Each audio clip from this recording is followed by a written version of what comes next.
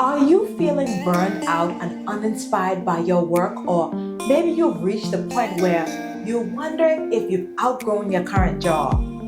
Well, if you feel this way and it's showing up as stress, or you're withdrawn and your dissatisfaction continues to build, you're in the right place. In today's episode, I'll discuss how to escape the rat race and achieve a sense of ease without quitting your 9 to 5. So if you're interested, stay tuned. Hello everyone, and welcome to the best place for entrepreneurs and corporate professionals who want management tips to lead your team towards business success. My name is Jaboria Scott, and I'm a leadership coach and a management consultant. Now, when it comes to this topic of how to escape the rat race without quitting your 9 to 5, people often say that if you're unhappy, then you should just quit your job, and sometimes that's easier said than done. The truth is that you may have legitimate reasons for wanting a change without necessarily wanting to leave the job that you have now. And that's okay. No one has the right to judge your choices, and I'm definitely not here to tell you whether to leave or stay. Now, my only goal with this episode is to provide you with some suggestions of how you can support yourself in your current role as you lead others and get the job done. Just a quick disclaimer. Always follow up with an HR professional if you're being harassed, or if you feel threatened, or if there's inappropriate behavior at your workplace. Your company should have policies in place to protect you from this sort of behavior. Now, let's get into my tips for how to escape the rat race without quitting your 9 to 5. The first tip for how to escape the rat race without quitting your 9 to 5 is set boundaries with your colleagues at work. Setting proper boundaries with your colleagues and with your team reduces the potential of you becoming overwhelmed, and it prevents you from becoming distracted by things that are not your priority. Setting boundaries allows you to support yourself while setting expectations for yourself and for everyone around you. It could be something as simple as not allowing people to interrupt your lunch break. Getting up from your desk and enjoying your time away without trying to do work is an easy way to signal those boundaries. Also, if you're asked to help with tasks and you're working on something else, communicating that you're unavailable is one way to set a good boundary. Setting boundaries may be difficult at first, but it will go a long way in removing some of those hidden workplace pressures that we don't even realize that we've taken on. The next tip for how to escape the rat race without quitting your 9 to 5 came from Jordan Peterson, who said, "Strive to put yourself in a position where you can actually make choices." While this is automatic for anyone who holds a management role, I think that this tip is especially important for someone who is on a management track. If you aspire to higher levels of authority or leadership in your company, try to be a part of the decision-making teams where you can make positive impacts by making suggestions on projects and processes based on the knowledge and experience that you've gained over the years. Sometimes workplace dissatisfaction happens when we feel powerless. You may feel powerless to make suggestions, powerless to make changes, or you may feel powerless to improve your situation. Sometimes putting yourself in a position where you can actually make a choice can shift your perspective because you'll feel empowered. And you'll feel empowered because you have the opportunity to make a contribution.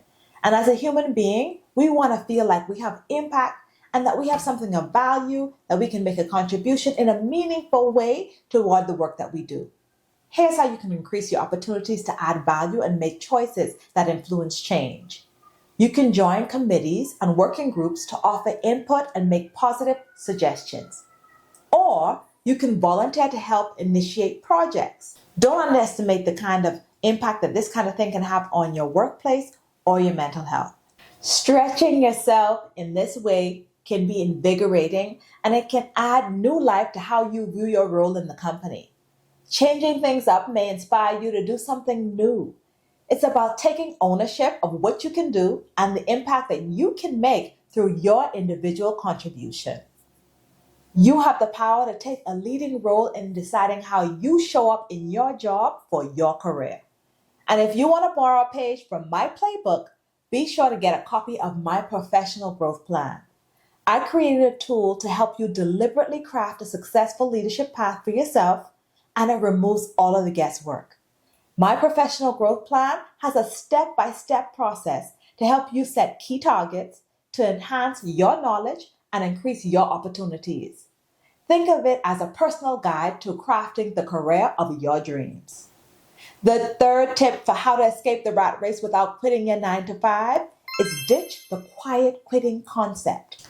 According to a Gallup article called Is Quiet Quitting Real? That was published in September 2022 and updated in May 23, writer Jim Harder states that the percentage of engaged employees under the age of 35 dropped by 4% points in 2019 to 2022.